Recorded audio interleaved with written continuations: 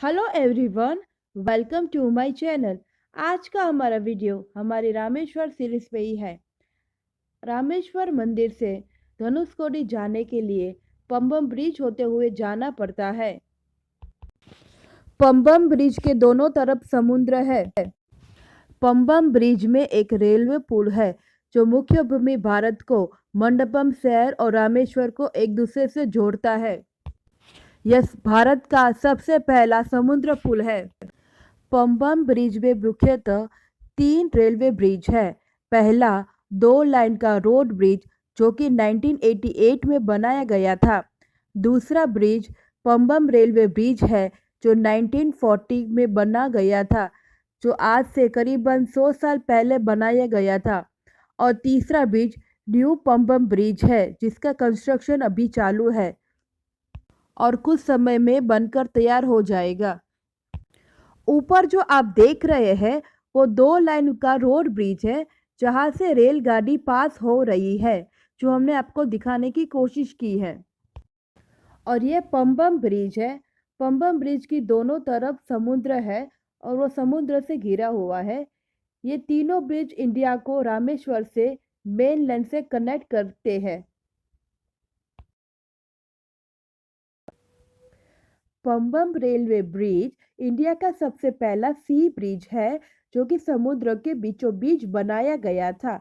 ऊपर आप जो सबसे पहला ब्रिज देख रहे हैं वो पंबम रेलवे ब्रिज है जो कि एक सिंगल ट्रैक रेलवे ब्रिज है। पंबम ब्रिज 100 साल पुराना हो गया है और काफी खतरनाक है, इसलिए न्यू पंबम ब्रिज बनाया जा रहा है। पंबम रेलवे ब्रिज के आगे जो आप कंस्ट्रक्शन होते हुए ब्रिज देख रहे हैं वो न्यू पंबम रेलवे ब्रिज है जो कि मॉडर्न टेक्निक से बनाया जा रहा है, जिसको बनाने का काम RVNL रेल विकास निगम लिमिटेड को दिया गया है, जिसका कंस्ट्रक्शन अभी भी चालू है और कुछ समय में पूर्ण होने की संभावना है। पंबम ब्रिज जो कि 100 साल पुराना था और जिसका मॉडिफिकेशन करना बहुत मुश्किल आ रहा था, इसलिए ये न्यू पंबम ब्रिज बनाया जा रहा है।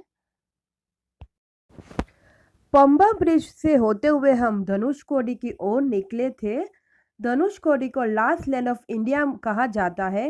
ये भारत का सबसे अंतिम छोर माना जाता है। धनुषकोडी से पहले धनुषकोडी टाउन आता है। ऊपर जो आप देख रहे हैं वो धनुषकोडी टाउन है। यहाँ पे 1964 में एक बहुत बड़ा चक्रवात आया था जो भारत का सबसे बड़ा चक्रवात था। इस चक्रवात के चलते धनुषकोडी का पूरा गांव तबाह हो गया और पंबन धनुषकोडी की एक पैसेंजर ट्रेन में जो 200 यात्री सवार हो रहे थे उसकी भी मौत हो गई थी। उस चक्रवात के बाद धनुषकोडी का कभी भी पूर्ण निर्माण नहीं हुआ था।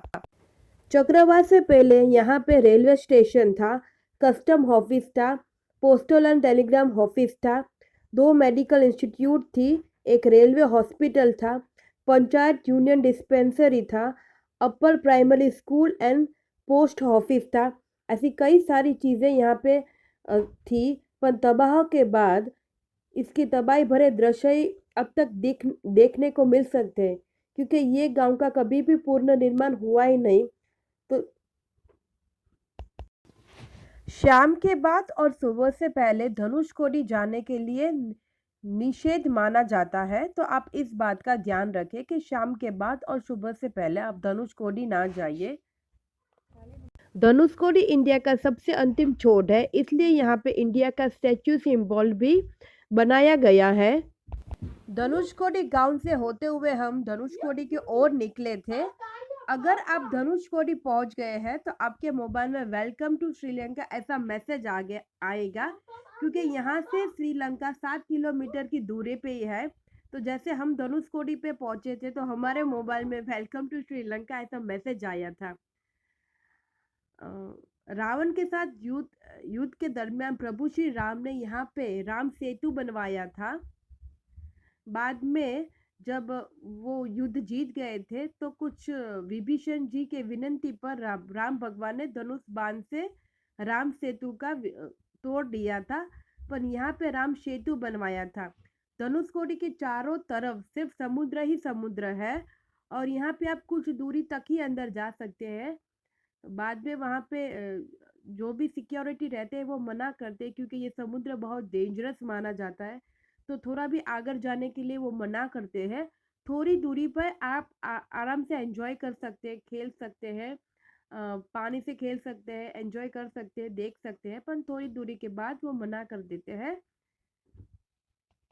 ऊपर जो आप देख रहे हैं कि चारों तरफ रेड फ्लैग लगा हुआ है, क्योंकि यहाँ से आगे जाने के लिए मना है, इसलिए यहाँ पे रेड फ्लैग से पॉइंट किया गया है पूरा एरिया।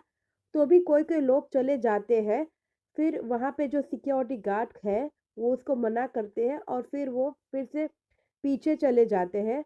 तो एज़ अ वार्निंग साइन के लिए यहाँ पे रेड फ्लैग लगा हुआ है। तो ऐसी ही रोचक जानकारी के लिए हमारी चैनल को लाइक, शेयर और सब्सक्राइब कीजिए।